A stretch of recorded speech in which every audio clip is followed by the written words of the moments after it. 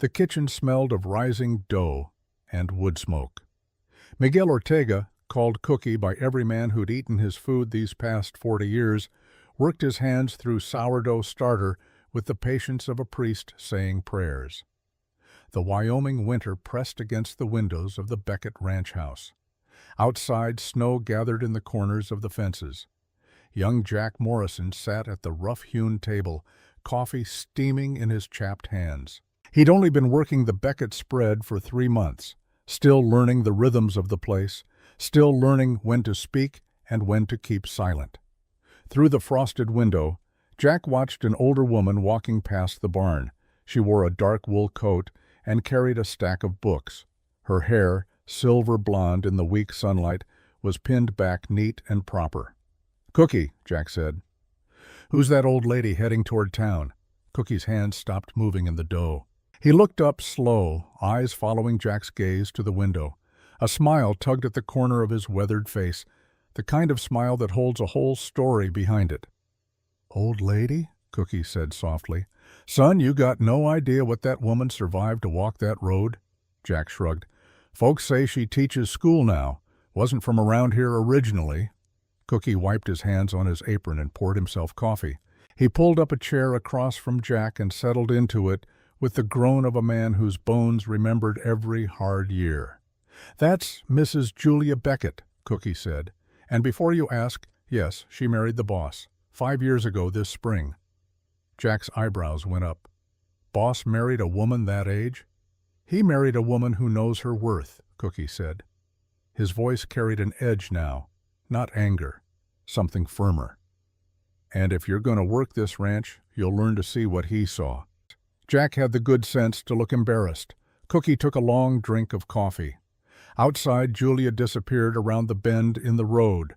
The morning light caught the ribbon tied around her wrist, faded velvet, worn soft with time. "Pull up closer," Cookie said. "I'm going to tell you how she got here, how she survived what would have broken most folks, and why, when you see that woman, you tip your hat like she's the finest lady in 3 counties. Jack leaned forward. "This story starts 5 years back," Cookie said.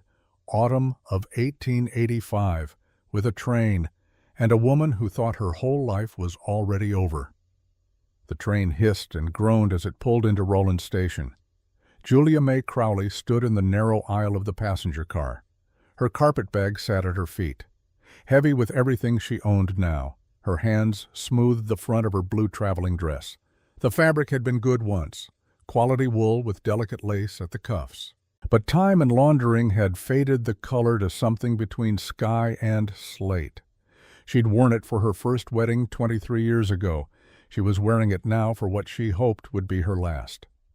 Through the soot-streaked window, Wyoming rolled past. Endless grassland, low hills that looked like sleeping giants, sky so big it made her feel small. The land out here didn't apologize for being harsh. It just was. Julia pressed her hand against the pocket of her skirt. Inside, folded and refolded until the creases had worn soft, was the letter. The one that had changed everything. She'd read it so many times she could recite it. "Dear Miss Crowley, I received your response to my advertisement with great interest. A rancher's life is a hard one, and I have managed alone since my wife's passing. But a man gets tired of silence, tired of cooking his own meals and mending his own shirts and talking only to horses. You write that you are a widow with nursing experience and a steady hand. That is more than I dared hope for. I am not a man of pretty words, but I am honest. I have land, cattle, and a house that needs a woman's touch. I would be honored if you would consider becoming my wife. Yours in hope, Harland Pike." The train lurched to a stop. Julia took a breath, picked up her bag, stepped down onto the platform. The air hit her first, dry and cold, and smelling of dust and sage and something she couldn't name, something wild. The wind cut through her coat like it was made of paper. Roland, Wyoming wasn't much to look at. 2 saloons, a general store with a crooked sign, a church with a steeple that leaned slightly to the left. Everything built from raw timber that hadn't been painted, hadn't been gentled. The whole town looked like it had been dropped here and told to survive. Julia stood on the platform as the other passengers scattered. A businessman in a dusty suit. A family with 3 children who ran shrieking toward a waiting wagon. A cowboy who tipped his hat to no one in particular and ambled toward the nearest saloon. No one came to meet Julia. She waited. The platform emptied. The train hissed and prepared to leave again. Still, no one came. From the porch of the saloon across the street, 3 young men lounged against the railing. Ranch hands by the look of them, worn boots and sweat-stained hats. They watched Julia with the lazy interest of men with nothing better to do. One of them said something. The others laughed. Julia felt heat rise in her cheeks. She turned away, checked the depot office. A clerk sat inside, half asleep behind a counter stacked with mail. "Excuse me," Julia said through the window. "Is there a Harlan Pike expected to meet someone here?" The clerk blinked at her. "Pike? The rancher?" "Yes. He don't come to town much." "Got a spread about 10 miles northwest." Julia's stomach dropped. "He didn't send word he was coming?" The clerk shrugged. "Ain't my business to track every rancher's errands, ma'am." The train whistle blew, long and mournful. Julia stepped back as the locomotive began to move. Steam curled around her skirts. The sound of it leaving felt like something final, like a door closing. She was alone on the platform now, just her and her carpetbag in a town that didn't know her name. One of the young men called out from the saloon, "You lost, ma'am?" Julia didn't answer. She picked up her bag and walked toward the center of town, head high, spine straight, the way her mother had taught her. The wind pulled at her hat, tugged loose a strand of silver blonde hair. She tucked it back with trembling fingers. She'd sold everything to come here. Her mother's china, the little house in Philadelphia that her first husband had left her, the sewing machine she'd used to earn money after he died. Everything except what fit in one bag and the $20 sewn into the lining of her coat. There was nothing to go back to, so she would go forward.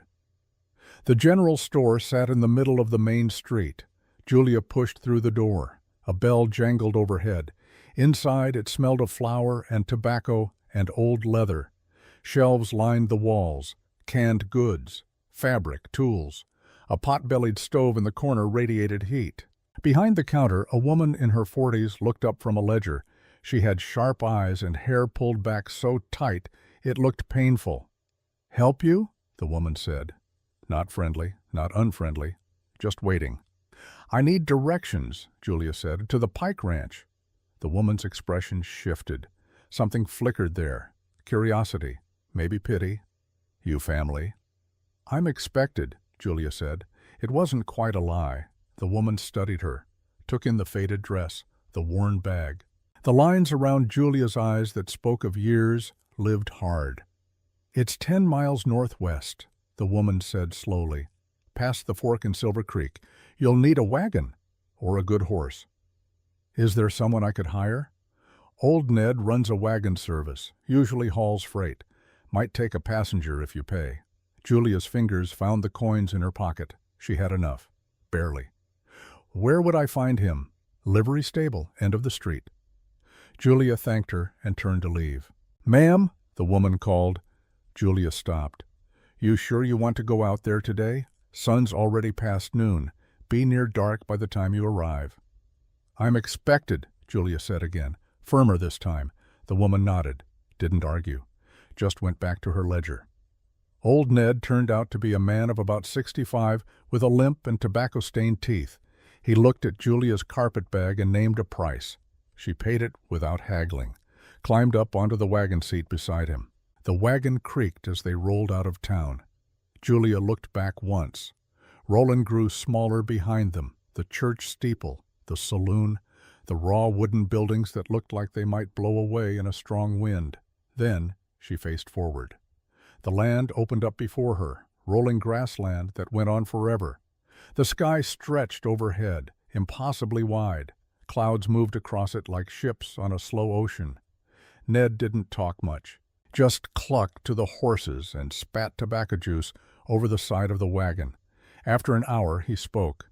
"You kin to Pike?" "Not yet," Julia said. Ned grunted, spat again.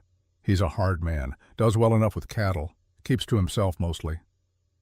Julia nodded. Her hands gripped the edge of the seat. They forded Silver Creek. The water ran low, rocks showing through like bones. The land on the other side looked drier, harder, less forgiving.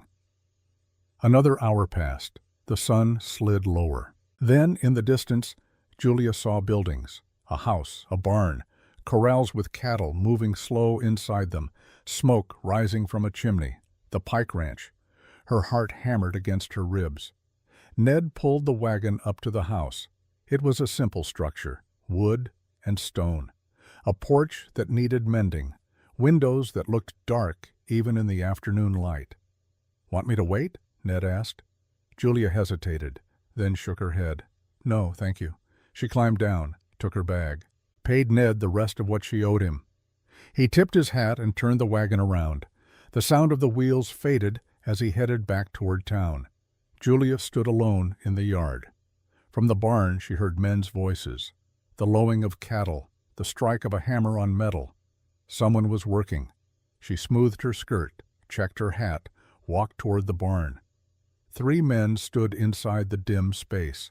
One held a branding iron over a small fire. Another wrestled with a calf. The third watched with his arms crossed. The third man was Harland Pike. Julia knew him immediately. He matched the description he'd given in his second letter: tall, sandy-haired, a thick mustache, sun-browned skin, and eyes that looked pale blue in the shadows. He wore work clothes, shirt stained with sweat, leather chaps dusty from the corrals. He hadn't seen her yet. Julia cleared her throat. "Mr. Pike?"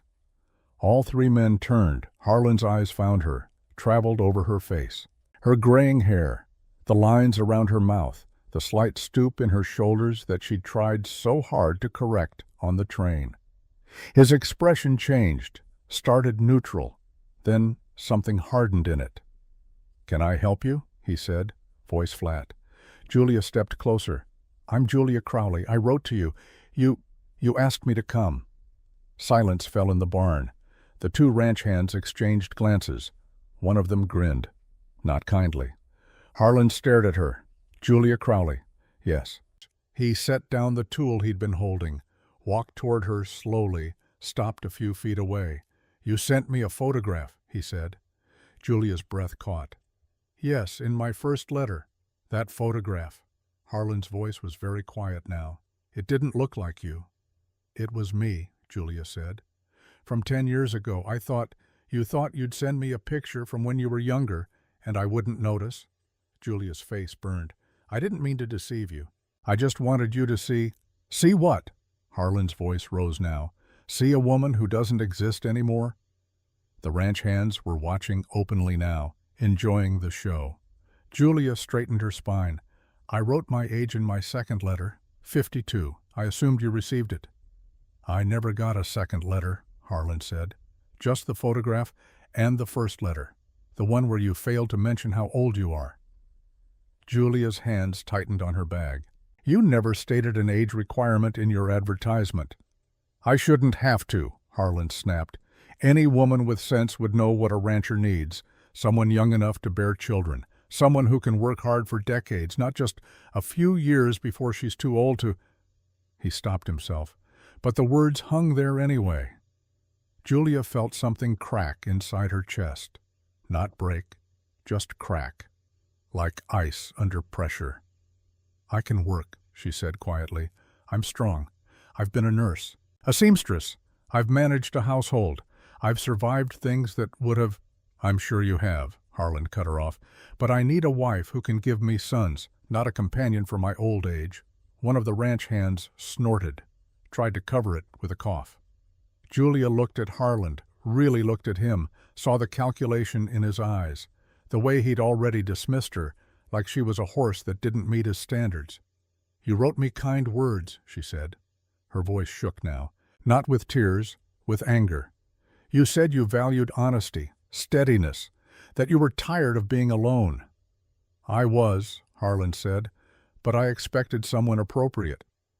"Appropriate?" Julia repeated.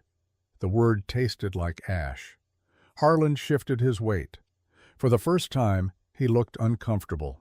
"Look, I'm sorry you came all this way. I'll pay for your return ticket. give you enough for a hotel in town until the next train." "I sold everything I had," Julia said, each word precise, clear. "My home, my belongings, everything, to come here." Harlan's jaw tightened. "That wasn't my doing. You misrepresented yourself. I sent you my photograph and told you who I was. You chose to imagine something different." The two men faced each other across the dusty barn floor. Harlan looked away first. "I can't marry you, I'm sorry, but that's the truth of it." He reached into his pocket, pulled out a few bills, held them toward her. Julia stared at the money, at this man who'd written her letters about loneliness and hope, who'd made her believe that maybe at 52 she could start again. She didn't take the money. "Keep it," she said. "I don't want your charity." She turned and walked out of the barn. Behind her, she heard one of the ranch hands laugh, heard Harlan say something low and sharp, heard the laughter stop. But she didn't look back. The yard was empty, silent except for the wind. Julia stood there with her carpet bag in her hand and the whole wide sky pressing down on her. She had $20 in her coat lining, no home to return to, no family waiting.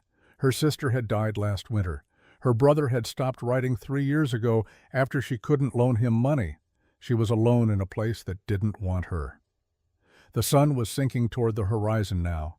Another hour and it would be dark. The temperature was already dropping. She could feel it in the wind. Julia started walking. She didn't have a plan, didn't know where she was going, just knew she couldn't stand in Harlan Pike's yard another minute. The road back toward town stretched out before her. 10 miles in the gathering dusk, with no wagon and no horse and no one who cared whether she made it or not. She walked anyway.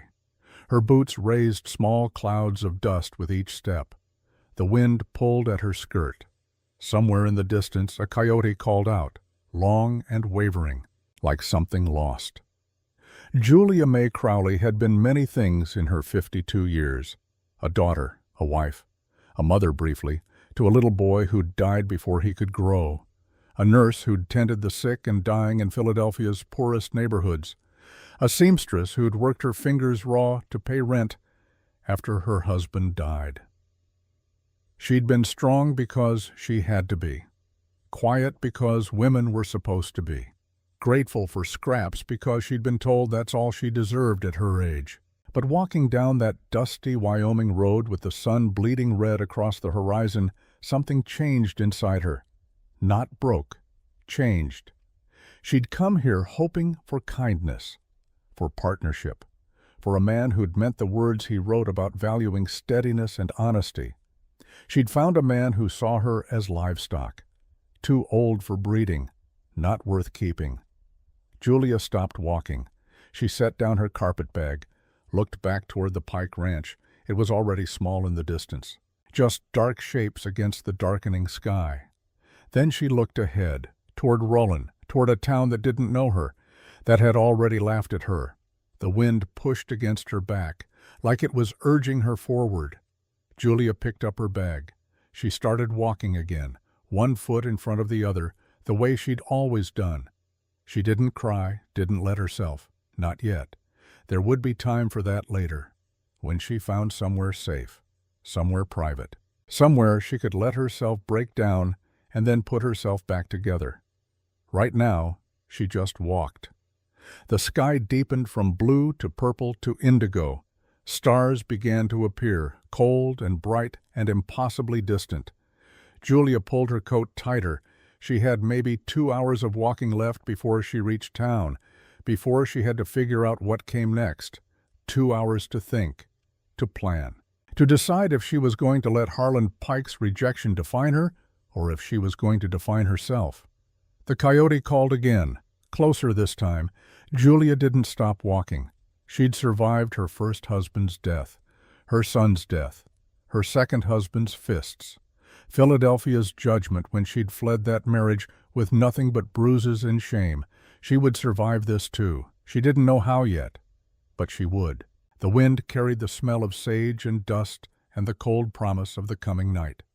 And Julia May Crowley walked on into the gathering dark, alone but not defeated, carrying everything she owned and nothing left to lose. Cookie paused in his story to refill Jack's coffee. The young man sat motionless at the table. His own cup had gone cold an hour ago. Outside, the winter sun climbed higher, but neither man noticed. "So she just walked?" Jack said. "In the dark? 10 miles?" Cookie nodded. "She walked, because what else could she do? Go back and beg Pike to reconsider? Sleep in his barn like a stray dog?" He settled back into his chair. His eyes went distant, remembering. "Now," Cookie said, "I wasn't there for what happened next. Not right away. But Thomas told me later, told me exactly how it went. And I believe him, because Thomas Becket ain't never been a man who lies." He took a sip of coffee. "Let me tell you about the night Julia Crowley met the man who would see her for what she really was." The dark came down fast in Wyoming. One minute the sky held the last purple remnants of sunset. The next, it was black velvet pierced with stars that looked close enough to touch. Julia had been walking for nearly an hour. Her feet hurt. The carpetbag seemed to gain weight with every step. The cold seeped through her coat and dress and settled into her bones. She should have accepted Harlan's money, should have swallowed her pride and taken enough to pay for a hotel room and a ticket east. But the thought of his face, the calculation in his eyes when he'd looked at her, the way he'd reached for his wallet like she was a problem to be solved with cash. No, she'd rather freeze. The road stretched ahead, pale in the starlight, rutted and dusty. She could barely see it, had to watch her feet to keep from stumbling. Behind her, something moved in the darkness. Julia stopped, listened. The sound came again, hoofbeats, slow and steady, getting closer. Her heart kicked against her ribs. Stories flooded her mind, things she'd heard about the frontier, about women alone, about men who saw opportunity in isolation. She gripped her carpetbag tighter, looked around for somewhere to hide. But the grassland stretched flat in every direction. No trees, no rocks, nowhere to go. The hoofbeats came closer. Then a voice called out from the darkness. "Ma'am, you all right?" Julia turned. A man on horseback emerged from the gloom. He rode slow, non-threatening, one hand visible on the reins, the other resting easy on his thigh. A lantern hung from his saddle. It swayed with the horse's movement, cast shifting light across the man's face.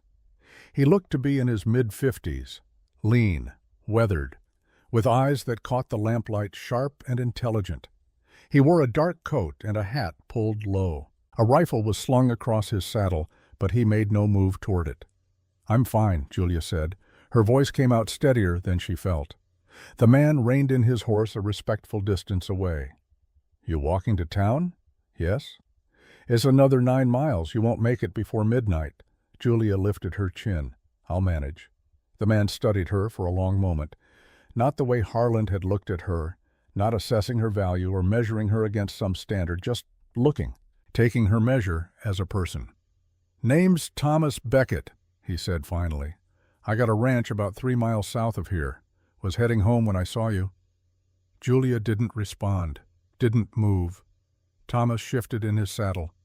"I'm going to speak plain, ma'am, because you look like someone who appreciates plain speaking. It's cold, it's dark. You got a long walk ahead, and no guarantee you'll make it safe. I got no business leaving a woman out here alone." "I don't know you," Julia said. "No, ma'am. You don't. But I know decent folks when I see them, and I know trouble when I see it. You got the look of someone who's had a hard day." Despite herself, Julia almost laughed. A hard day. That was one way to put it. "I can offer you a ride to town," Thomas said. "Or, if you'd rather not arrive there after midnight with nowhere to go, you're welcome to shelter at my place tonight. I got a ranch cook who lives in. Name's Cookie. Between the two of us, you'll be safe enough." Julia's hands tightened on her bag. Every instinct screamed not to trust strange men in the dark. Not after Philadelphia, not after the second husband, who'd seemed so kind until the wedding night. But she was so tired, so cold. And something in Thomas Becket's voice sounded honest, blunt, not trying to charm or persuade, just stating facts. "Why would you help me?" she asked. Thomas considered the question. "Because someone helped my wife once. Long time ago. She got caught in a storm between here and town. A family took her in, gave her shelter, didn't ask for payment or expect anything in return." He paused. "She died 5 years back, but I remember what she told me about that night, about being alone and scared and grateful for kindness from strangers." Julia heard the grief in his voice, raw even after 5 years. "I'm sorry," she said quietly. "About your wife?" Thomas nodded. "Me too, but that ain't why I'm telling you. I'm telling you because I understand being alone in the dark, and I wouldn't leave a dog out here on a night this cold, let alone a woman." He gestured to his horse. "I can offer you a ride, or I can ride alongside you while you walk. Your choice. But I ain't going to leave you." Julia looked at him, at the patient set of his shoulders, the quiet way he sat his horse, the respect in keeping his distance. She thought about walking 9 more miles, about arriving in Rollin after midnight with nowhere to sleep and $20 that wouldn't last long. She thought about pride and survival and the difference between them. "Your ranch," she said. "Is it far?" 3 miles south. Got a warm fire and food. A bed you can sleep in. I'll take the floor. And this cook, Cookie? He'll vouch for me, and he'll make sure I keep my word." Julia took a breath, made her choice. "All right," she said. "Thank you." Thomas dismounted, offered her his hand to mount up behind him. Julia hesitated, then placed her hand in his. His grip was warm, calloused. He helped her up with the ease of a man used to hard work. She settled onto the horse behind the saddle, her carpet bag held awkward in front of her. "Hold on," Thomas said. "He's gentle, but the road's rough." Julia gripped the back of the saddle with one hand, tried not to touch Thomas any more than necessary. They rode into the darkness. The cabin appeared like a small miracle. Light glowed warm through oiled windows. Smoke rose from the chimney. The barn stood dark and solid against the stars. Thomas helped Julia down, took her carpetbag, led her to the door. Inside, warmth hit her like a wall. A fire crackled in a stone hearth. The smell of cooking filled the air. Rabbit stew, if Julia's nose was right. And fresh bread. The room was simple but clean. A table, chairs, a bed in the corner, a trunk. Tools hung neat on the walls, and standing at the stove, wooden spoon in hand, was a man who looked to be near 70. Brown skin weathered by sun and wind. Dark eyes that missed nothing. He wore an apron over his work clothes. He looked at Julia, then at Thomas, then back at Julia. "Cookie," Thomas said. "This is—" He paused, realized he didn't know her name. "Julia Crowley," she said. "Mrs. Crowley," Thomas continued. "This is Miguel Ortega. Everyone calls him Cookie." Cookie wiped his hands on his apron, nodded to Julia. "Ma'am?" "She needs shelter for the night," Thomas said. "I found her walking to town in the dark." Cookie's eyebrows rose, but he didn't ask questions, just gestured to the table. "Sit. You look half frozen." Julia sat. Her legs shook with relief. She hadn't realized how exhausted she was until she stopped moving. Cookie ladled stew into a bowl, set it in front of her with a chunk of bread, poured coffee dark as midnight. "Eat," he said. Not a request. Julia ate. The stew was rich and savory, the bread still warm from baking, the coffee bitter and strong. She hadn't eaten since morning, hadn't realized she was hungry until the first bite. Thomas hung his coat by the door, stood by the fire, gave her space. Cookie moved around the kitchen with the easy rhythm of a man in his own domain. He watched Julia with sidelong glances, assessing, not hostile, just careful. Julia finished the stew, set down the spoon. Her hands had stopped shaking. "Thank you," she said. Cookie nodded, refilled her coffee. Thomas pulled a chair away from the table, sat down, but kept distance between them. "You don't have to tell us anything you don't want to tell, but if you need help getting to town in the morning, I can take you." Julia wrapped her hands around the coffee mug, let the heat seep into her palms. "I came here to marry a man I'd never met," she said. Might as well be honest. They'd find out anyway if they took her to town. He'd advertised for a wife. We exchanged letters. He asked me to come. Thomas said nothing, just listened. When I arrived, Julia continued, he decided I wasn't suitable. Why? Cookie asked. His voice was gentle. Julia met his eyes. I'm 52 years old. He wanted someone younger, someone who could give him children. Silence fell in the cabin, not the uncomfortable kind, just quiet, like the men were digesting this information. Finally, Thomas spoke. He turned you away? Offered me money for a return ticket. Julia's voice was steady now. I didn't take it. So you walked? Cookie said. So I walked. Thomas leaned back in his chair, studied her face. That took grit. Julia almost laughed. That took stupidity. I should have taken his money. No, Cookie said firmly. You should have done exactly what you did. Julia looked at him, surprised. A man treats you like that, Cookie said. You don't take his money, you take your dignity and you walk. Money you can earn. Dignity, once you sell it, you can't never buy it back. Something warm moved in Julia's chest. Not hope, not yet, just recognition of being understood by a stranger.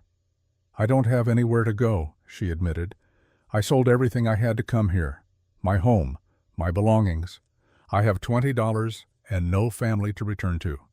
Thomas and Cookie exchanged a look. Some wordless communication passed between them.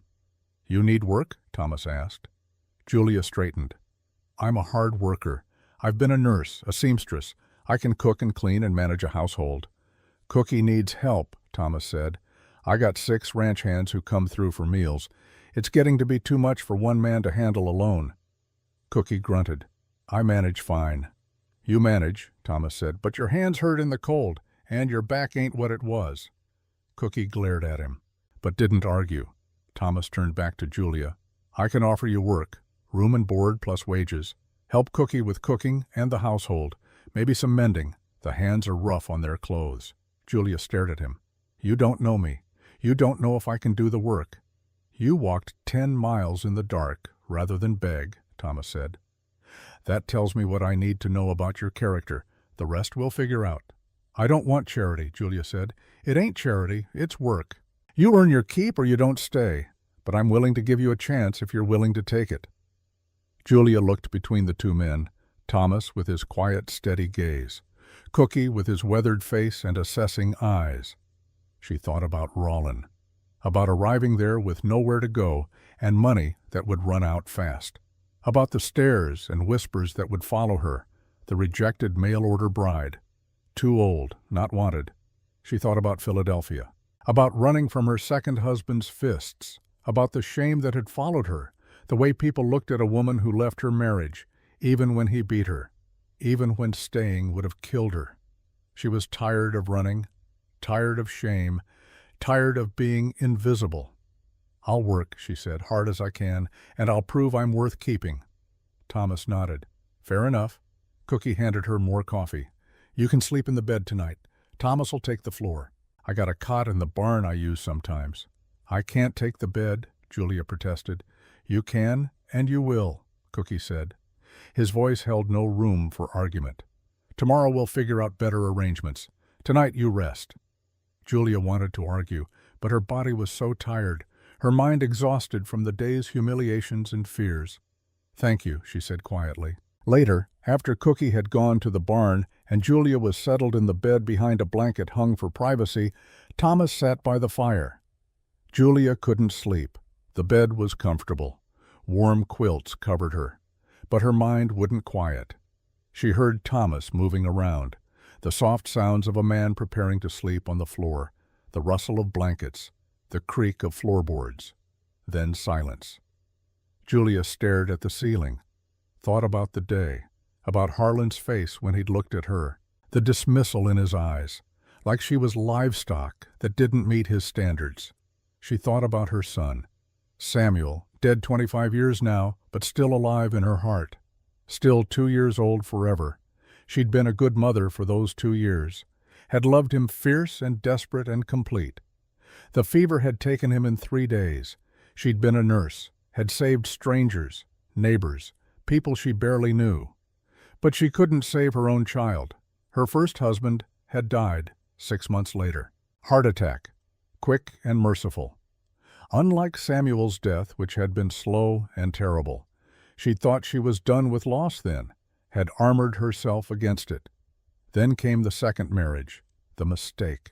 The man who'd seemed so kind, so respectable, who'd turned cruel the moment they were wed, who'd taught her that there were worse things than being alone. She'd left him after 3 years, fled in the night with bruises and terror and nothing else, had rebuilt herself in Philadelphia, alone, working, surviving. When she'd seen Harlan's advertisement, she'd thought maybe one more chance. Maybe a frontier man would be honest, direct. Maybe she could find partnership instead of cruelty. She'd been wrong. Julia closed her eyes, refused to cry. Tomorrow she would work, would prove herself, would earn her place. Tomorrow. Tonight, she just needed to survive the memories. Cookie returned to the cabin before dawn. Julia woke to the sound of him stoking the fire, building it up against the cold. She lay still behind the blanket curtain, listened to the morning sounds of the household waking. Thomas's voice, low and rough with sleep. "She still sleeping?" "Think so," Cookie replied.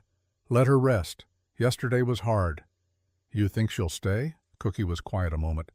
"I think she's got nowhere else to go, but that don't mean she'll stay. Depends on if we make her feel like she belongs."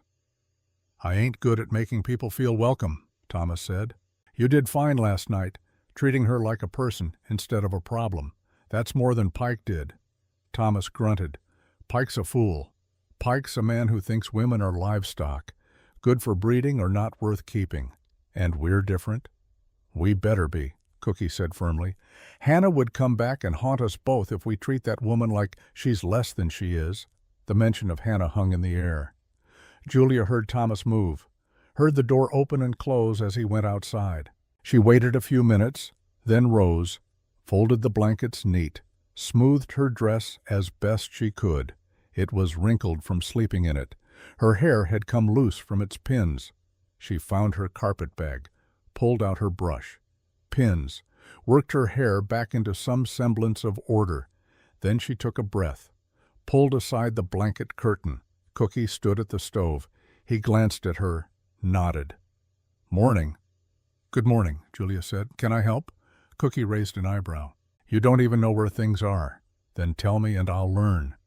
Cookie studied her face, then nodded toward the cupboard. "Plates are there, forks in the drawer. Set the table for 3. Thomas will be back in a minute. He's checking the horses." Julia moved to obey, found the plates, plain but sturdy, set them out, careful, found the utensils, set the table like she was setting her own. Because maybe she was. The door opened. Thomas came in with the cold. He hung his hat, washed his hands in the basin, saw Julia at the table, and paused. "Morning," he said. "Good morning, Mr. Beckett." "Just Thomas." He sat down. "We don't stand on ceremony much out here." Cookie brought food to the table. Bacon, eggs, biscuits that smelled like heaven, coffee strong enough to wake the dead. They ate in silence, not uncomfortable, just the easy quiet of people focused on food. Julia watched both men from the corner of her eye, the way Thomas ate efficient. No wasted movement, the way Cookie moved around the kitchen like he owned it, which, in a way, he did. Finally, Thomas pushed back his plate, looked at Julia. "You meant what you said last night? About working?" "I did." "Then here's how it'll go. You help Cookie with cooking and cleaning, mending when needed. The hands come through for breakfast and supper. Lunch they pack with them. You'll earn room and board plus $15 a month." $15?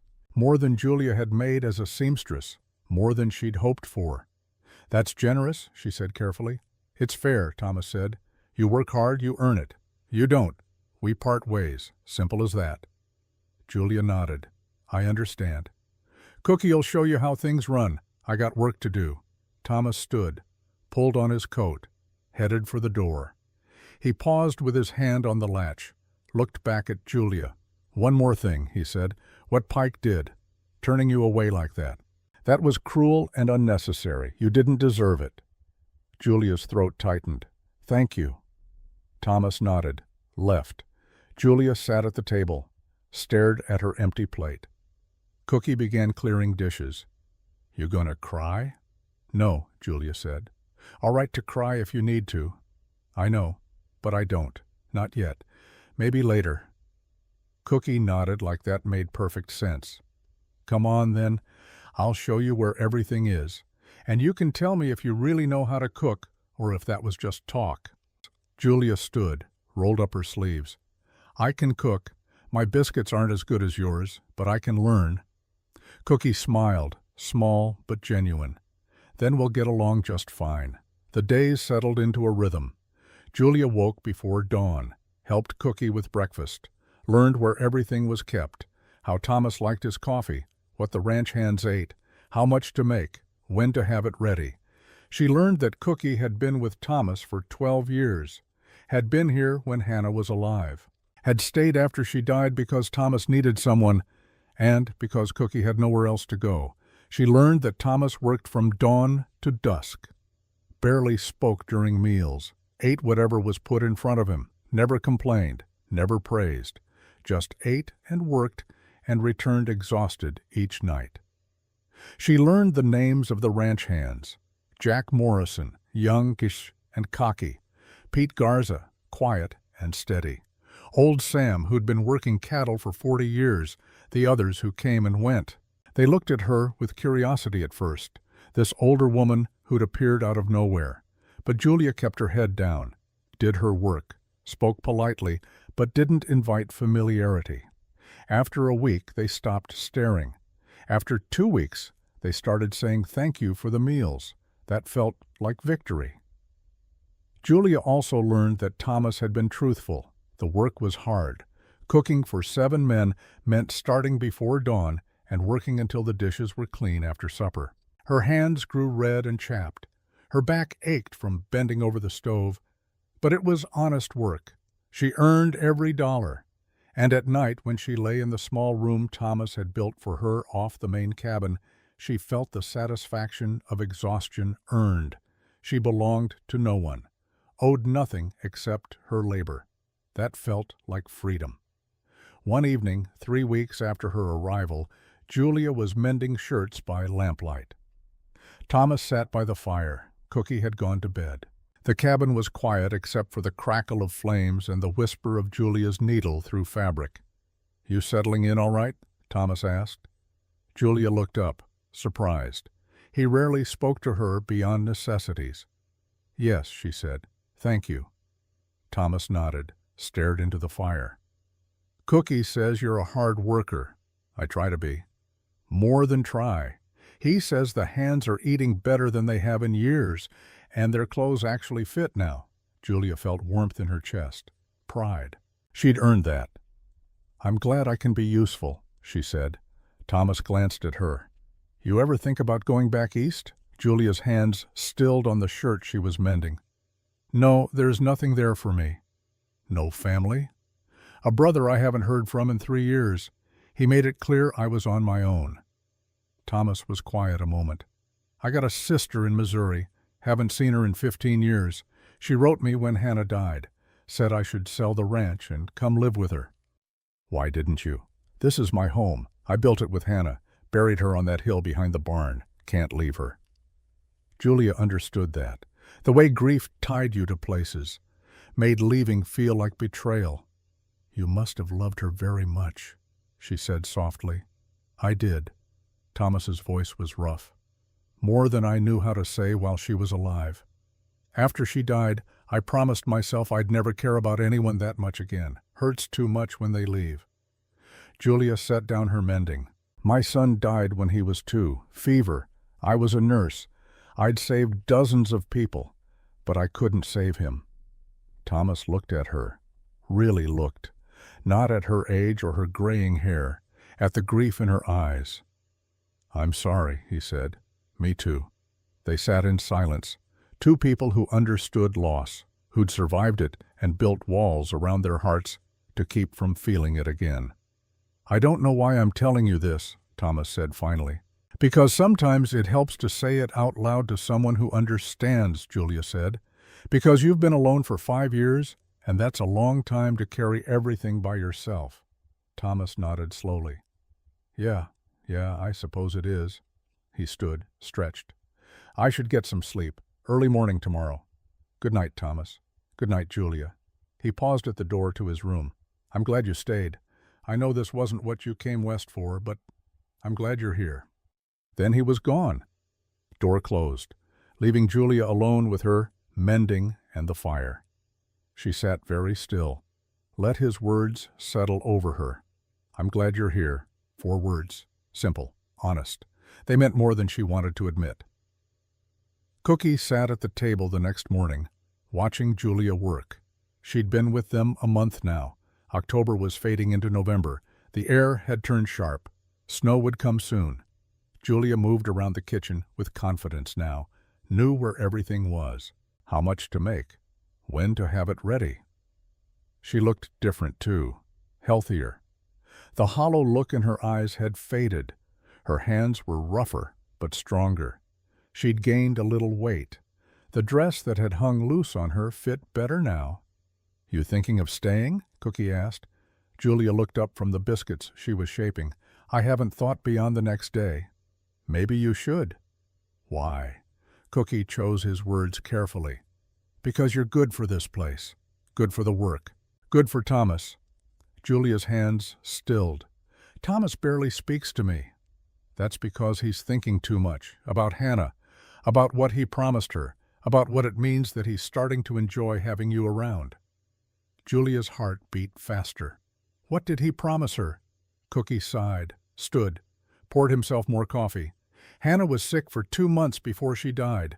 Fever that wouldn't break, her lungs filling up. At the end she could barely breathe. He paused, remembering. Thomas sat with her every night, held her hand. She knew she was dying. And one night, right near the end, she made him promise something. What?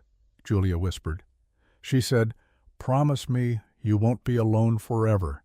And Thomas, he was half crazy with grief. He said, I promise I'll never love anyone else. Julia's breath caught. Hannah tried to correct him, Cookie continued.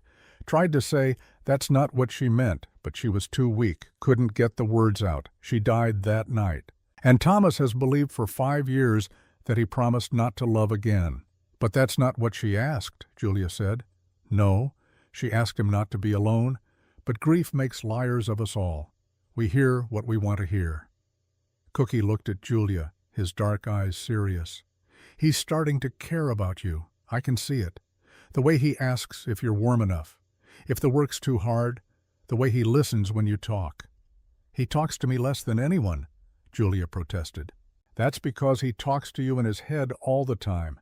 I've known Thomas Beckett for 12 years. I know when he's thinking about someone. Julia turned back to her biscuits, hands trembling slightly.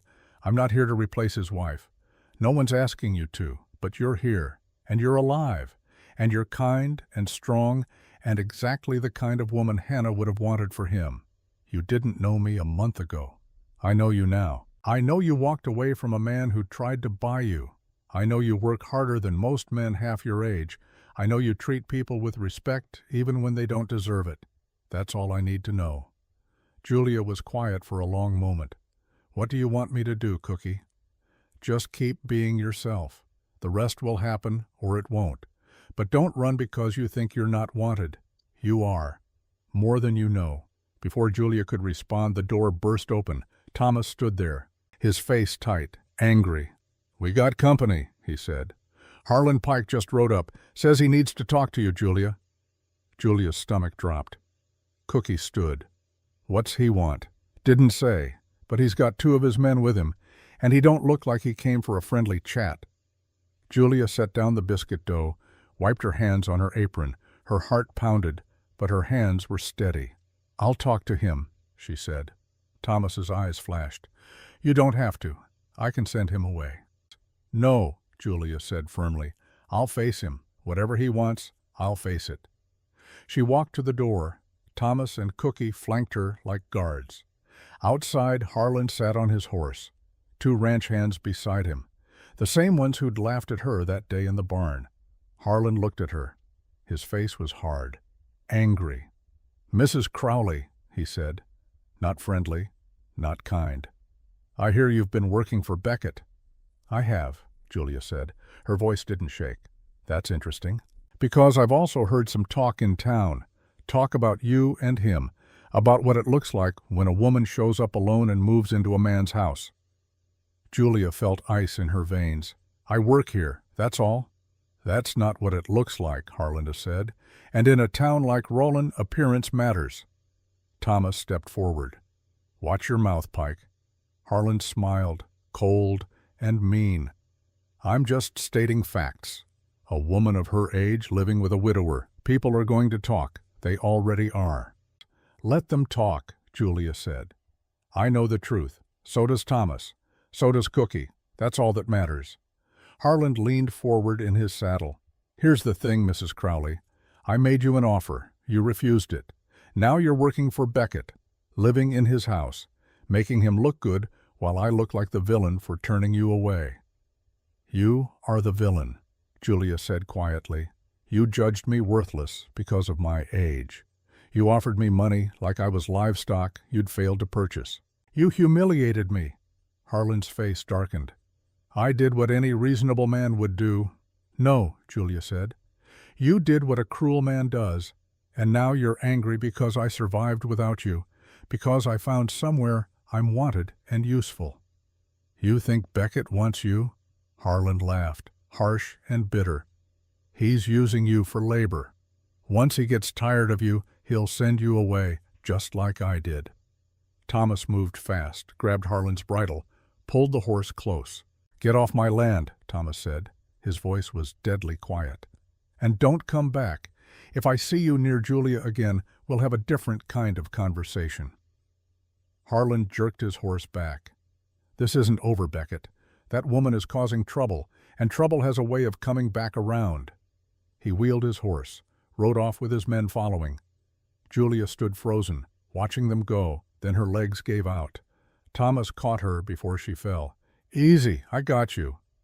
Julia leaned against him, just for a moment, just until her legs remembered how to hold her. "I'm sorry," she whispered. "I didn't mean to bring trouble to your door." "You didn't bring anything," Thomas said firmly. "Pike brought that himself. He's just angry that you didn't need him." Julia looked up at Thomas, at the anger in his eyes, the protectiveness, and she realized Cookie was right. Thomas was starting to care.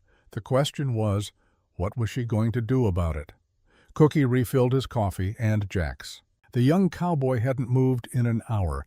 The kitchen had grown warm with the morning sun, but neither man noticed. "So Pike threatened her," Jack said. "Just for working here?" Cookie nodded.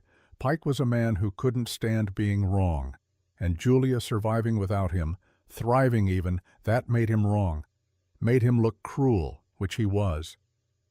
What happened next? Cookie's face grew serious. What happened next was that Pike decided being wrong wasn't enough. He needed to make Julia wrong too, make her the problem instead of him. He leaned back in his chair. And that's when the stranger showed up. The stranger arrived on a cold November morning.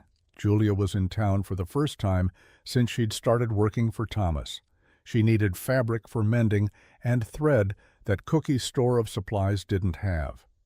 Thomas had offered to come with her, but Julia had refused. She couldn't hide forever. And she needed the people of Roland to see her as something other than the rejected bride. Sarah Morrison's general store sat in the center of town, the same woman who'd given Julia directions that first day. Julia pushed through the door. The bell jangled. Sarah looked up from her ledger. Her expression shifted when she saw Julia, not hostile, just cautious. "Mrs. Crowley," Sarah said. Neutral. "Waiting." "Miss Morrison." Julia approached the counter. "I need thread. And fabric for mending, if you have it." Sarah nodded, moved to the shelves, pulled down spools of thread in various colors. "What kind of fabric?" "Sturdy cotton, for work shirts." Sarah brought several bolts, spread them on the counter. Julia ran her fingers over them, chose the strongest weave. "How much do you need?" 3 yards should do it. Sarah began measuring. The silence stretched between them, not quite comfortable, not quite hostile. Finally Sarah spoke. I heard you're working for Thomas Becket. I am. How's that going? Julia met her eyes. I work hard. He pays me fair. That's all there is to it. Sarah nodded slowly. Cut the fabric with sharp, precise movements. People talk, you know, about a woman your age living out there. People always talk, Julia said quietly, especially about women, especially when we don't do what they expect. Sarah paused, looked at Julia more carefully. You're right about that. She wrapped the fabric, added it to the thread, tallied the cost. Julia paid from the wages Thomas had given her. As Julia gathered her purchases, Sarah spoke again. I was interested in Thomas Becket once, about 3 years after his wife died. Thought maybe he'd notice me. Julia stopped, turned. He never did, Sarah continued. Her voice was matter of fact. No bitterness, just truth. Looked right through me like I was glass, but you he sees? Julia didn't know what to say. I wanted to hate you when you first arrived, Sarah said. The woman Pike rejected, living with the man who never looked at me twice. But I heard what happened, how Pike treated you, how you walked away. She came around the counter, stood close enough that Julia could see the fine lines around her eyes, the gray in her dark hair. I'm 46 years old, Sarah said. My husband left me 15 years ago. Said I couldn't give him children, so what good was I? Left me with this store and a reputation. For a long time I thought he was right, that I was useless. Julia's throat tightened. You're not. I know that now. Took me years to learn it, but I did. Sarah paused. What I'm saying is, I understand what it's like to be judged worthless because of things you can't control, your age, your ability to bear children, things that don't actually measure your worth. Julia felt tears prick her eyes. She blinked them back. If Thomas Becket sees you, Sarah said quietly, it's because you're worth seeing. Don't let Pike or anyone else tell you different. Julia nodded, unable to speak. Sarah squeezed her arm, brief and firm, then stepped back. You need anything else, you come see me. And if anyone in this town gives you trouble, you tell me. Women like us, we have to stand together. Thank you, Julia managed. She left the store with her packages and something else, something that felt almost like friendship. The stranger was waiting outside. He leaned against the hitching post, tall, weathered, maybe 45. He had the look of a man who spent his life on the road, dusty coat, sharp eyes, a careful way of watching everything. When Julia emerged, he straightened. Mrs. Crowley? Julia stopped. Her heart kicked. Who's asking? The man tipped his hat. Name's Calvin Dorset. Most folks call me Cal. I wonder if I might have a word with you. Julia's grip tightened on her packages. About what? Cal glanced around. The street was quiet, but not empty. Maybe somewhere more private? Every instinct Julia had screamed danger. Strange men, private conversations. She'd learned that lesson in Philadelphia. Anything you have to say, you can say here, she said firmly. Cal studied her face. Seemed to make a decision. All right, fair enough. I'm a detective, Mrs. Crowley, hired out of Denver. And I've been asked to look into your background. Julia's blood went cold. Who hired you? Client confidentiality, ma'am, but I think you can guess. Harland, of course. What do you want? Julia asked. Cal shifted his weight, looked uncomfortable. I've been investigating your history, Philadelphia, your marriages, your reasons for leaving. Julia felt her world tilt. You have no right. I have every right, Cal interrupted, gentle but firm. When someone hires me, I do the job. That's how I earn my living. He pulled a folded paper from his coat. I found records of your first marriage, your son's death certificate, your first husband's death certificate. Julia couldn't breathe. I also found records of your second marriage, Cal continued, to a man named Richard Crowley, married 1878, separated 1881. But here's the interesting part, ma'am. He unfolded the paper, showed it to her. I can't find a death certificate for Richard Crowley. Can't find a divorce decree either, just separation papers. which means, legally speaking, you might still be married. Julia stared at the paper, at the words that swam before her eyes. "That's not possible," she whispered. "He's dead. I was told he died 2 years ago." "Told by who?" "A neighbor. A woman who wrote me. She said Richard died of pneumonia." Cal nodded. "That may be true. But without a death certificate, there's no proof. And without proof, any relationship you enter into could be considered—" He trailed off. Let Julia finish the thought herself. "Adultery." "Why are you telling me this?" Julia asked. Her voice shook now. "Why not just give your report to whoever hired you?" Cal looked at her for a long moment. "Because my wife was your age when I met her, 48 years old, a widow. Everyone told me to find someone younger, someone who could give me children." He smiled, small and sad. "I married her anyway. Best decision I ever made. She died 3 years ago, cancer, and I'd trade every day since for one more hour with her." Julia's eyes burned. "What I found in your past, Mrs. Crowley, is a woman who survived things that would have broken most people, a woman who lost a child and kept going, who married a man who beat her and found the courage to leave, who came west looking for a second chance and got humiliated for trying." He refolded the paper, put it back in his coat. "I'm going to tell my client I couldn't find anything useful, just birth records and marriage certificates. Nothing scandalous, nothing that would help him." Julia stared at him. "Why would you lie?" "I'm not lying. I'm just choosing what to report." Cal tipped his hat. "But I'm also warning you, the man who hired me is desperate, and desperate men do desperate things. He wants you gone, Mrs. Crowley, wants you discredited, and he's got more money than sense. What should I do?" "Find proof that Richard Crowley is dead. Get a death certificate. Make sure your legal standing is clear, because if my client figures out what I found, he'll use it against you." Cal turned to leave, then paused. "One more thing. The man who hired me, he tried to buy Thomas Beckett's land 3 times in the last 5 years. Always got refused. There's a creek on that property. Only year-round water source in 50 miles. Julia's mind raced. He needs the water. His ranch is dying without it. And he's desperate enough to do just about anything to get it. Cal met her eyes, including destroying you to hurt Beckett. Then he was gone, walking down the street, leaving Julia standing with her packages and a terror that made her hands shake. She told Thomas everything that night. Cookie sat at the table. Thomas stood by the fire. Both men listened without interrupting as Julia spoke.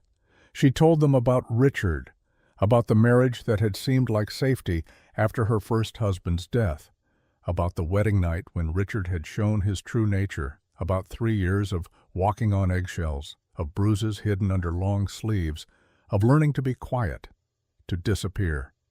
She told them about the night she'd fought back, when Richard had come home drunk and angry, and when his fist had split her lip and something inside her had snapped. She'd grabbed the fireplace poker and swung, had run while he was still stunned and bleeding. She told them about the letter she'd received 2 years ago, about the neighbor who'd written to say Richard had died, about how Julia had felt guilty for the relief that flooded her. "I thought I was free," Julia said. Her voice was steady, but her hands shook. "I thought I was finally free to start over." Thomas's jaw was tight. "This Cal, you believe him?" "I do. He didn't have to warn me, didn't have to tell me about Harland hiring him." Cookie leaned forward. "He said you need proof Richard is dead." "Yes, a death certificate. But I don't know how to get one. I don't even know if he's actually dead or if that neighbor was wrong." Thomas moved to the table, sat down across from Julia. His eyes were fierce, but his voice was gentle. "We'll figure it out. Cookie's got a friend in Denver, works in records. We can wire him, ask him to search for a death certificate in Philadelphia." "That could take weeks," Julia said. "Then we take weeks, but we get the proof." Thomas reached across the table, stopped just short of touching her hand. "You're not alone in this, Julia. You understand that?" Julia looked at his hand, so close, so careful not to push. She placed her hand over his, just for a moment, just to say, "Thank you." Thomas's breath caught. His fingers closed over hers, warm and calloused and steady. "We'll fix this," he said. Julia nodded, believed him. The next day, Cookie took Julia into town to send the telegram. While they waited for a reply, Julia threw herself into work, cooked, cleaned, mended, tried not to think about Richard, about Harland, about everything that could go wrong, but she also started teaching. It began small. The children of one of the ranch hands came by the cabin, a boy of 8 and a girl of 6. Their mother had died the year before. Their father worked long hours. They were wild and half feral. Julia found them trying to catch chickens in the yard. "You looking for eggs?" she asked. The boy nodded, suspicious. "I'll show you where they are, but then you have to help me with something." "What?" Julia smiled. "I need someone to practice teaching on. I used to teach reading back east, but I'm rusty. Think you could help?" The children exchanged glances. Agreed. That afternoon, Julia taught them their letters, used a stick to draw in the dirt outside the cabin, let them trace the shapes, told them stories about each letter. The boy was sharp, caught on quick. The girl was slower, but determined. When their father came to collect them, they were arguing about whether C looked more like a moon or a snake. "They giving you trouble, ma'am?" the father asked. "No trouble at all. They're smart children. Would you mind if I taught them a few days a week while you're working?" The man's face softened. "You'd do that?" "I'd like to, if it's all right with you." Word spread. Within a week, Julia had 5 children coming to the cabin 3 afternoons a week.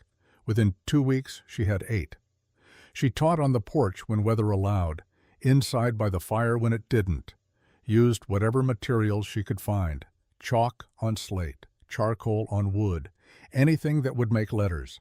The children learned, and Julia found something she'd lost: purpose.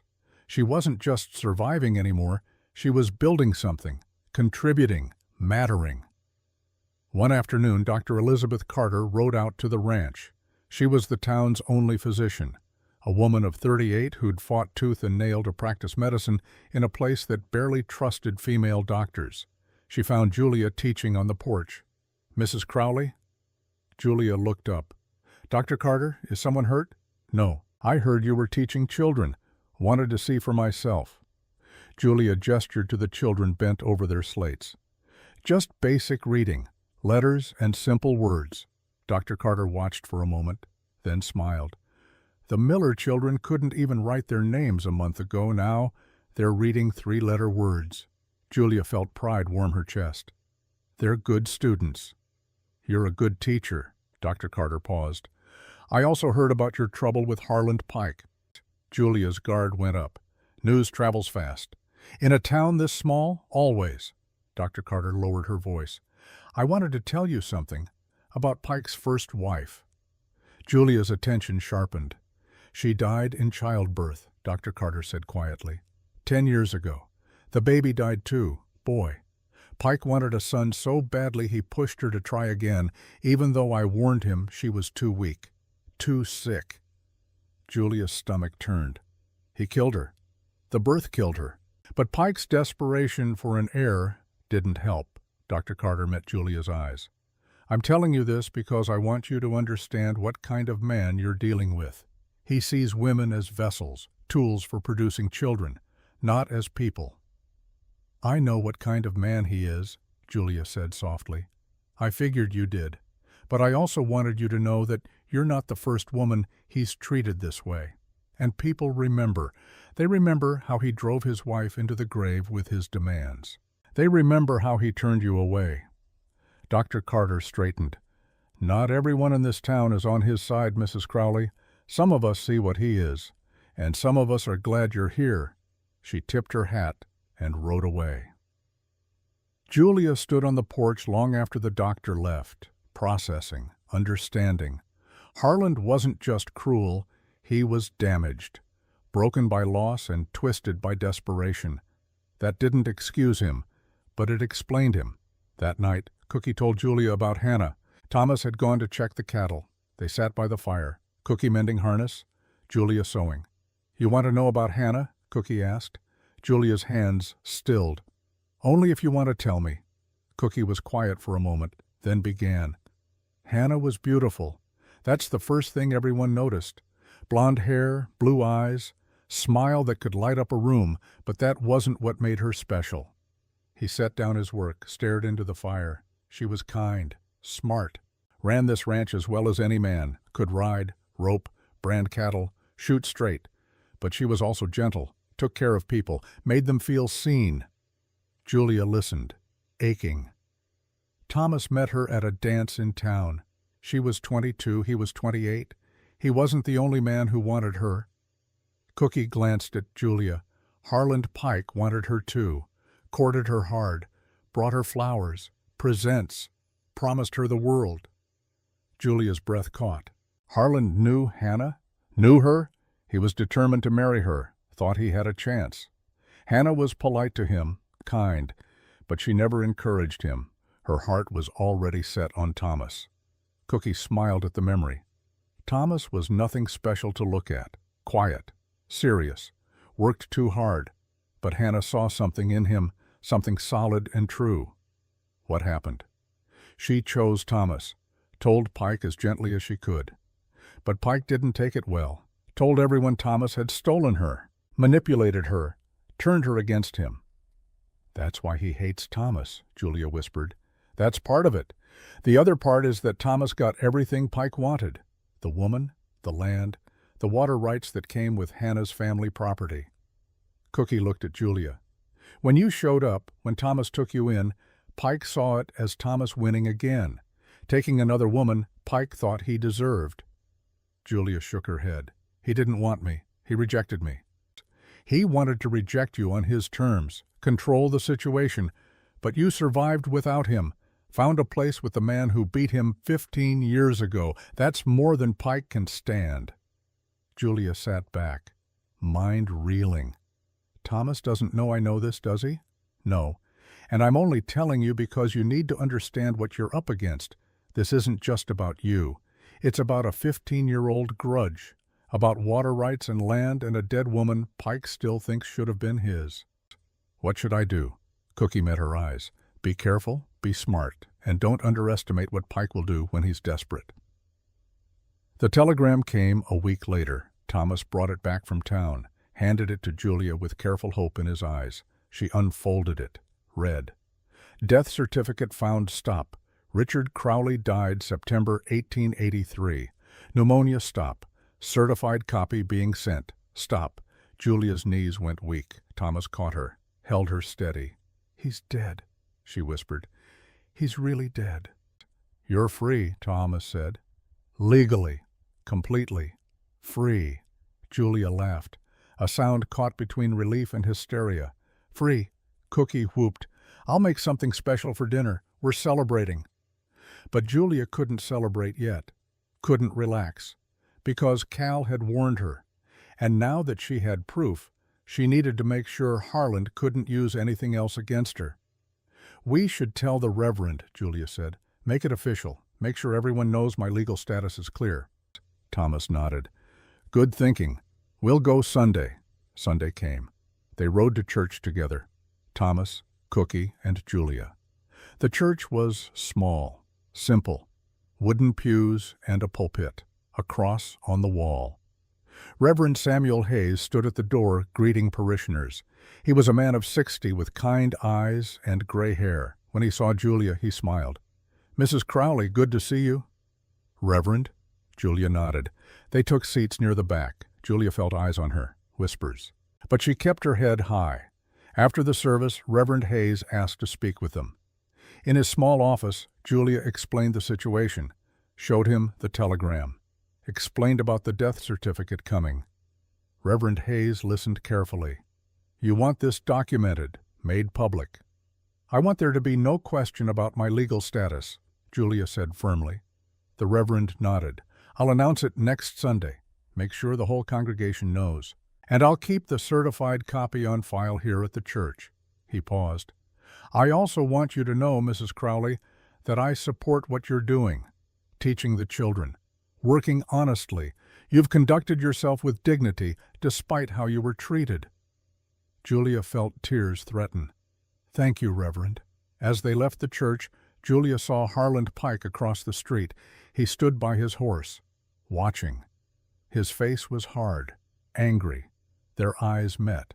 Harland mounted up, rode toward them, stopped a few feet away. "I hear you got good news, Mrs. Crowley," he said. His voice was cold. "Found proof your husband is dead." "I did." "Convenient." Thomas stepped forward. "Watch yourself, Pike." "Or what, Beckett? You'll defend her honor?" Harland laughed, bitter. "You've been defending women who don't belong to you for years. Took Hannah from me. Now this one." "Hannah never belonged to you," Thomas said quietly. "She chose me. That ate at you then, and it eats at you now." Harland's face went dark. "You stole her." "I loved her. There's a difference." "And now you love this one?" Harland gestured at Julia. "This old woman who lied her way west?" Julia spoke before Thomas could. "I didn't lie.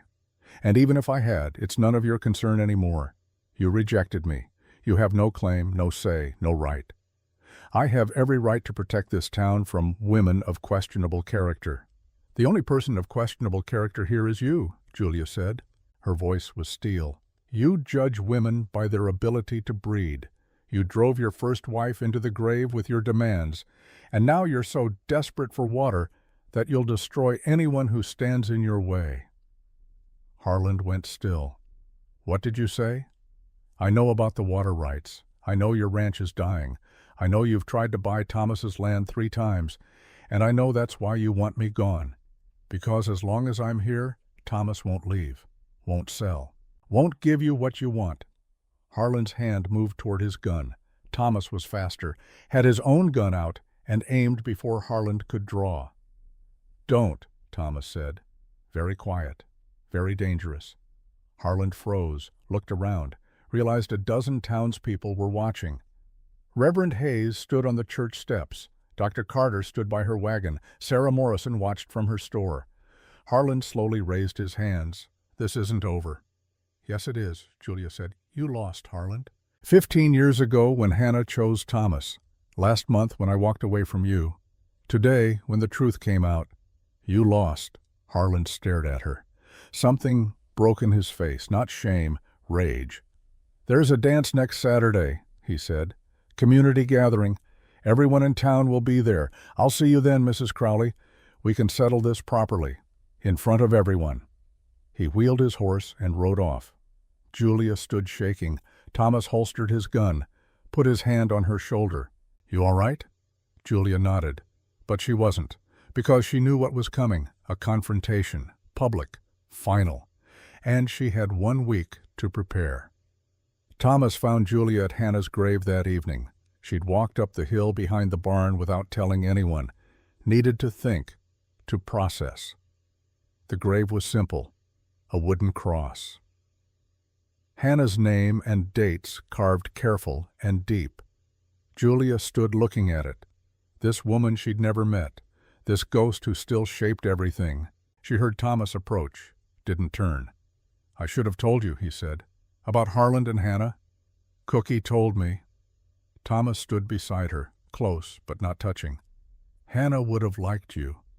Julia's throat tightened. "How do you know?" "Because she liked people who were strong, who didn't give up, who fought for what they believed in." He paused. "That was you. Is you." Julia finally looked at him. "I don't want to replace her. I know. And I don't want you to." Thomas stared at the grave. "But I need to tell you something about the promise I made her." Julia waited. The night she died, she was struggling to breathe, could barely talk. She said, "Promise me you won't be alone forever." And I heard it wrong. Or maybe I wanted to hear it wrong. I said, "I promise I'll never love anyone else." He closed his eyes. She tried to correct me, tried to say that wasn't what she meant, but she was too weak. She died that night. And I've spent 5 years believing I promised not to love again. Julia's heart ached. But that's not what she asked. No, she asked me not to be alone, not to waste my life in grief, but I twisted it, made it about loyalty to her instead of about living for myself. Thomas turned to Julia. "I've been dead for 5 years, going through the motions, working, eating, sleeping, but not living. Not really. He reached out, touched her face, gentle, careful. You brought me back, he said. Didn't mean to, didn't try to, just by being yourself, by being strong and kind and refusing to disappear. You made me want to live again. Julia's breath caught. I don't know what happens next, Thomas said. I don't know if this is right or wrong, if Hannah would approve or if I'm betraying her memory. But I know I care about you, more than I've cared about anyone since she died. Julia placed her hand over his. I care about you too. Even knowing I'm still figuring out how to let her go? Even knowing that. Because grief isn't something you let go, it's something you learn to carry, and I'd rather carry it with you than be alone. Thomas pulled her close, wrapped his arms around her. Julia leaned into him, let herself be held. They stood there as the sun set, two broken people learning how to be whole together. Below them, the ranch spread out, peaceful, home. Above them, the sky deepened to purple and gold. And on the hill, by Hannah's grave, Thomas Becket made a different promise. I loved you, he whispered to the woman beneath the earth. I still do, but loving her doesn't erase you. It just means my heart got bigger, big enough to hold both of you. He looked down at Julia, and that's what you wanted, wasn't it? For me to keep living, keep loving, keep going. Julia felt tears on her cheeks. Didn't know if they were hers or Thomas's. It didn't matter. They were together. And for the first time in 5 years, Thomas felt Hannah's presence not as a weight, but as a blessing. She was letting him go, and he was finally ready to be let go. The week before the dance passed in a blur. Julia taught her students, cooked for the ranch hands, prepared for what was coming. Cal returned one more time, found Julia in town. I told Pike I couldn't find anything useful, he said. He didn't believe me, paid me anyway, but I think he's got another plan. What kind of plan? Cal looked uncomfortable. I don't know, but he's desperate, and he's not the kind of man who gives up easy. Watch yourself at that dance. Then he tipped his hat. I'm heading to Denver, got other work, but I wanted to warn you one last time. Men like Pike, when they're backed into a corner, they strike out, and they don't care who gets hurt. He paused. For what it's worth, Mrs. Crowley, I hope you and Becket work out. You deserve happiness, both of you. Then he was gone. Julia stood in the street watching him ride away. 1 week until the dance, 1 week until the confrontation. She went back to the ranch, found Thomas in the barn. Cal came to warn me, she said. Said Harlan's planning something. Thomas nodded. Figured he would. Man like that doesn't make threats and then do nothing. What do we do? Thomas looked at her. His eyes were steady. Sure. We go to the dance. We show the town we're not afraid. We let Harlan make his move. And then we end this, once and for all. Julia nodded. Together. Together, Thomas agreed. He held out his hand. Julia took it. And in the quiet of the barn, with the horses shifting in their stalls and the afternoon light slanting through the gaps in the walls, they made a plan. Whatever Harlan brought to that dance, they would face it, together. Cookie finished this part of the story and looked at Jack. The young cowboy sat forward in his chair, completely absorbed. So they went to the dance knowing Pike would cause trouble? They did, Cookie said. Because sometimes you have to face your demons head on, can't run forever, can't hide. Eventually, you have to stand your ground and say, enough. He stood, stretched. And that's what they did. But what happened at that dance, Cookie smiled, that's where this story really becomes a legend. Jack opened his mouth to ask for more. Cookie shook his head. I got biscuits to make. And you got work to do. Come back tonight. I'll tell you the rest then. Jack wanted to protest, but Cookie's face said the matter was settled. As Jack headed out to his chores, he looked toward the schoolhouse, saw Julia teaching children, saw the way she held herself, proud, strong, unbreakable. And he finally understood what Cookie had been trying to tell him all along. That woman wasn't old. She was ageless, timeless, a force of nature wrapped in faded calico. And Harlan Pike had been a fool to let her go. Saturday came cold and clear. Julia stood in her small room, looking at the dress Cookie had helped her buy in town. Deep green wool, simple but well made, the first new dress she'd owned in 5 years. She pinned her hair careful and neat, not trying to hide the gray, not trying to look younger, just trying to look like herself. Through the door, she heard Thomas and Cookie talking. "You ready for this?" Cookie asked. "No," Thomas said. "But we're going anyway." Julia smiled, took a breath, opened the door. Both men turned to look at her. Thomas's face changed, softened. "You look beautiful." Julia felt heat in her cheeks. "I look presentable." "You look like a woman who knows her worth," Cookie said firmly, "which is exactly what you are." They rode to town in the wagon. Julia sat between the two men. The evening air was sharp with coming winter. Stars were beginning to appear. The community hall glowed with lamplight. Music spilled from the open doors, fiddle and banjo, the sound of voices and laughter. Julia's stomach tightened. Thomas seemed to sense it. He didn't say anything, just offered his arm as she climbed down from the wagon. She took it. They walked in together. The hall fell quiet when they entered. Not completely. The music kept playing, but conversations paused. Heads turned. Eyes followed them as Thomas led Julia to the edge of the dance floor. Sarah Morrison stood near the punch table. She caught Julia's eye and smiled, nodded. Dr. Carter was there too. She raised her cup in a small salute. Reverend Hayes approached. "Mrs. Crowley, Thomas, glad you came." "Wouldn't miss it," Thomas said. The Reverend glanced around the room. "Pike's here. Came in an hour ago with some of his men. He's been holding court, telling stories." "What kind of stories?" Julia asked. "The kind that paint you in a bad light. But nobody's believing him." "Not after last Sunday." Julia nodded. "Thank you for warning us." The music shifted. A waltz began. Thomas turned to Julia. "Would you dance with me?" Julia's heart hammered. "I haven't danced in 20 years. "Neither have I. We'll be terrible together." Despite her fear, Julia smiled. "All right." Thomas led her onto the floor, placed his hand on her waist, took her hand in his. They began to move. They were terrible. Stepped on each other's feet. Lost the rhythm. Had to start over twice. But Julia was laughing. And Thomas was smiling. And around them, the town watched. Watched a widower dance for the first time in 5 years. Watched a woman who'd been rejected hold her head high. Watched something simple and beautiful and true. When the song ended, a few people applauded. Sarah Morrison loudest among them. Julia and Thomas stepped apart. Both breathing hard, both grinning like fools. Then Harland Pike stepped forward. He wasn't drunk, wasn't disheveled. He wore a clean suit. His hair was combed. He looked respectable, controlled, which made him more dangerous. "Beckett, Mrs. Crowley." He nodded to them both, polite, cold.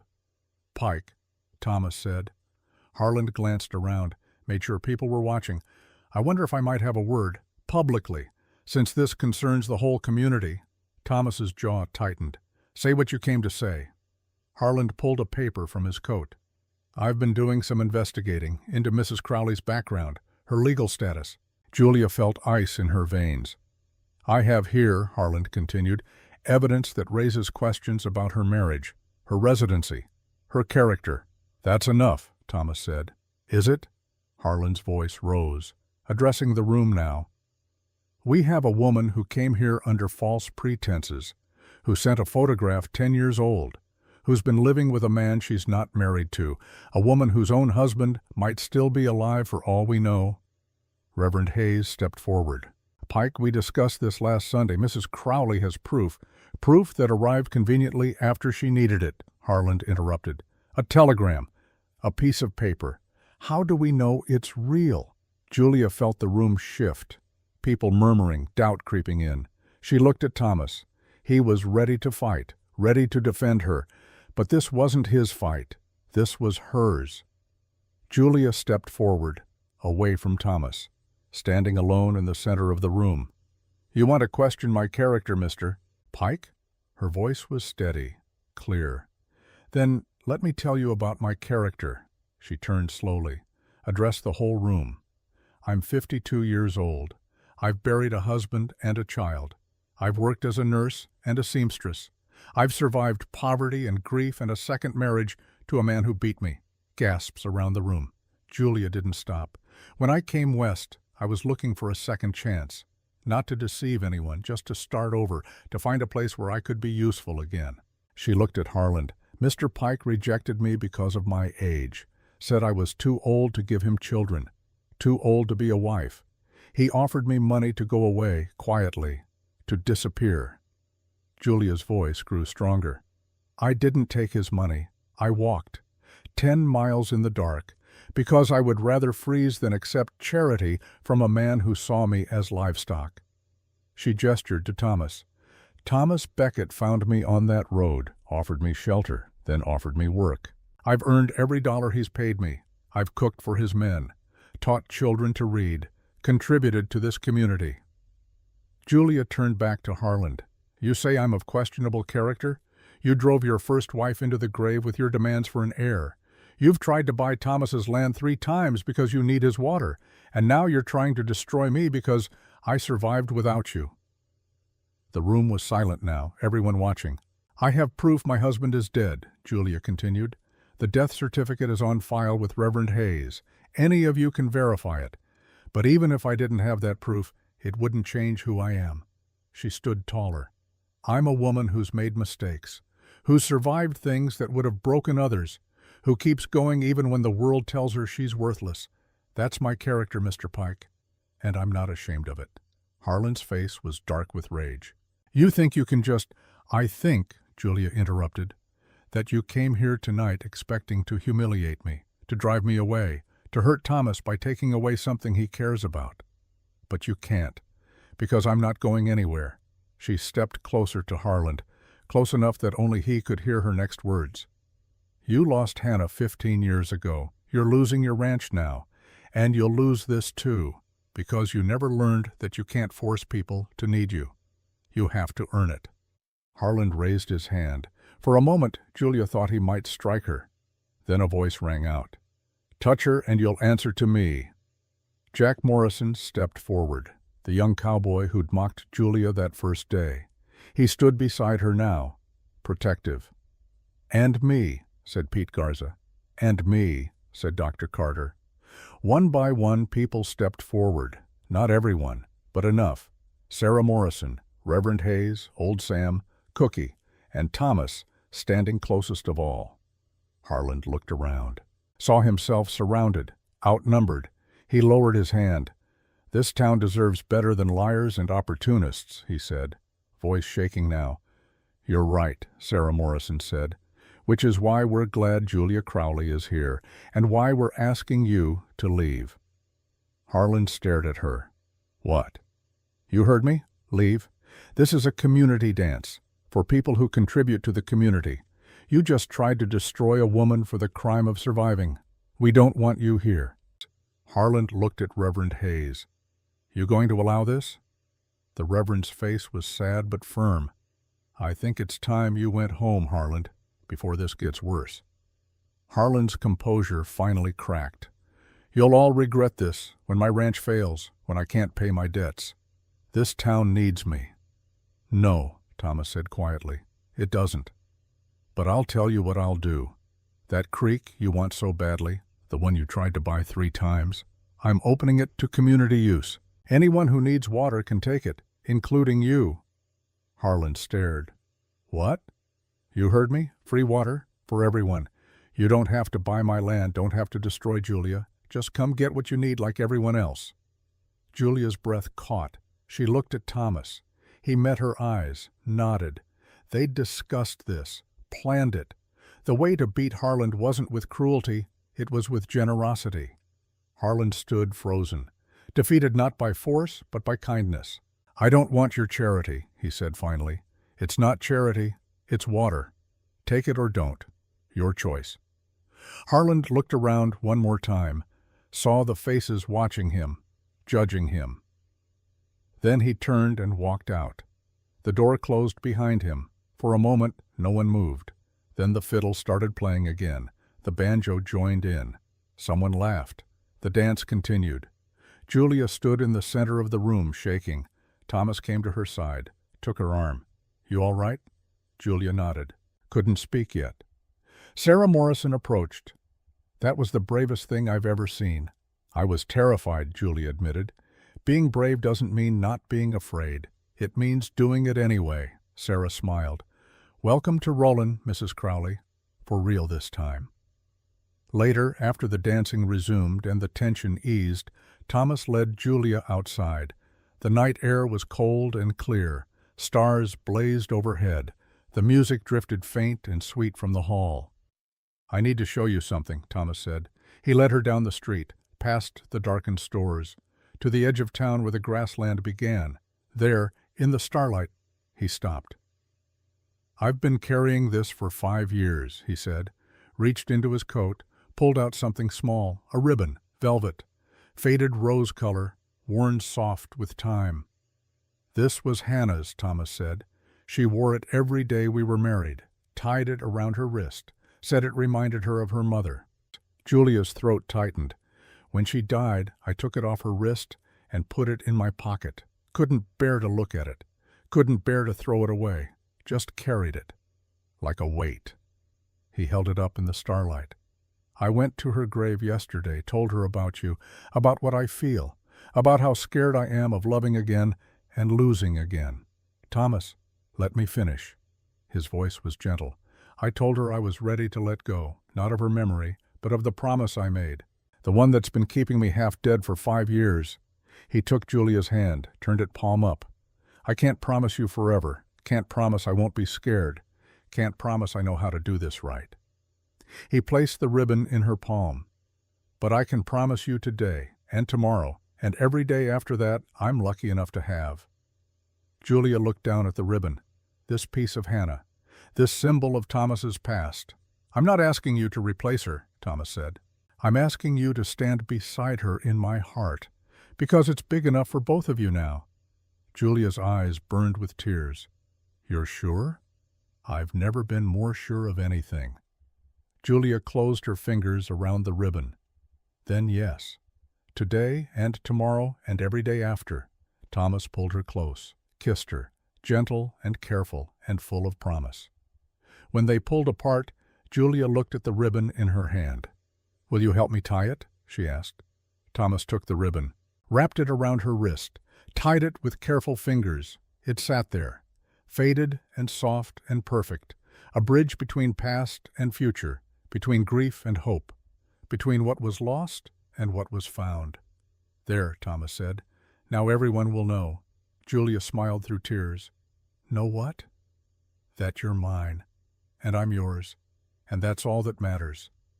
They stood together under the stars, two broken people who'd found a way to be whole, and in the distance the music played on.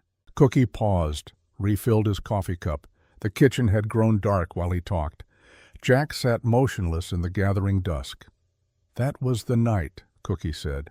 "November 1885, the night Julia Crowley became Julia Beckett in every way that mattered." "Did they marry?" Jack asked. "The following spring, small ceremony, just family and close friends. Reverend Hayes officiated. Julia wore that ribbon on her wrist." Cookie gestured toward the window. 5 years later, she still wears it. Every day. And Thomas still looks at her like she hung the moon." Jack was quiet for a long moment. "What happened to Pike?" "He used the creek water, saved his ranch. Never apologized, never thanked Thomas. But he stopped causing trouble. Realized he couldn't win against kindness." Cookie stood, stretched his old bones. "He sold the ranch 2 years ago, moved to Denver. Last I heard, he was managing a hotel, still alone, still bitter."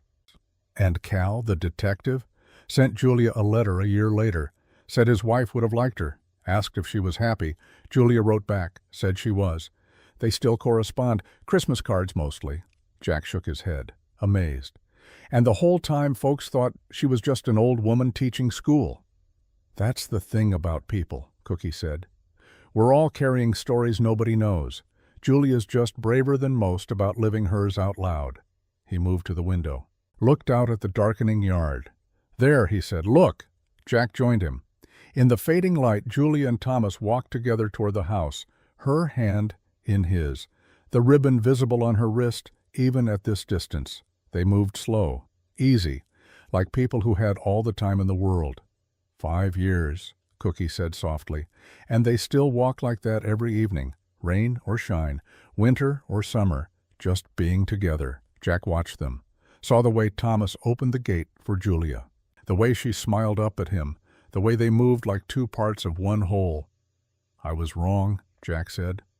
"That first day, calling her old.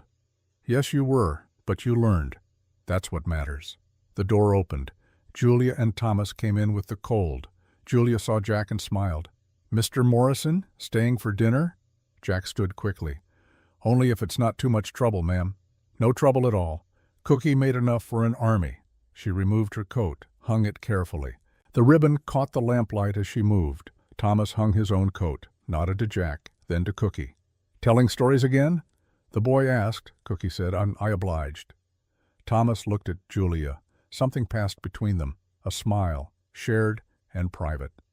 "Well," Thomas said, "long as he got the facts right." "Did he?" Jack asked Julia. Julia moved to the stove, began helping Cookie with dinner. "Cookie always gets the facts right. It's why I trust him with our story." She paused, looked at Jack. "Did you learn anything?" Jack thought about it. About the woman who'd walked through fire, who'd faced humiliation and kept going, who'd stood up in front of a whole town and claimed her worth. "I learned that brave doesn't look like I thought it did," he said. Julia smiled. "Good. That's a start." They ate dinner together, the four of them, simple food, good conversation, easy laughter. After, while Thomas and Julia did dishes, Cookie poured Jack one more cup of coffee. "You asked me this morning who that old lady was," Cookie said. "You got your answer?" Jack nodded. "Yes, sir. That's Mrs. Julia Beckett, teacher, survivor, one of the bravest women in 3 counties. Cookie grinned. "Now you're learning." Jack glanced at Julia. "Can I ask her something?" "Go ahead." Jack approached the sink. "Mrs. Beckett, can I ask you something personal?" Julia turned, drying her hands. "Of course." "Do you ever regret it? Coming west? All the pain it caused?" Julia looked at Thomas, at the ribbon on her wrist, at the home she'd built from nothing. "Not for a second," she said. "The pain made me stronger. The journey brought me here, and here is exactly where I belong." She touched the ribbon. "Some stories don't bloom until late spring, but they bloom brighter for the wait." Jack nodded, understanding finally settling deep. Later, as he prepared to leave, Julia stopped him at the door. "Mr. Morrison, thank you for defending me that night. At the dance. It meant more than you know." Jack ducked his head, embarrassed. "I was just doing what was right. That's all any of us can do, remember that." She pressed something into his hand, a small package wrapped in cloth. "What's this?" "Biscuits for tomorrow, and a book. I noticed you watching the children during lessons. Thought you might want to learn too." Jack's face burned. "I can't read much, ma'am." "Then you'll learn. Come by on Sundays. I'll teach you." Jack looked at the package, at this woman who saw him, who offered help without judgment. "Thank you, Mrs. Beckett." "You're welcome, Jack." He left into the cold night, walking toward the bunkhouse with his package and his new understanding.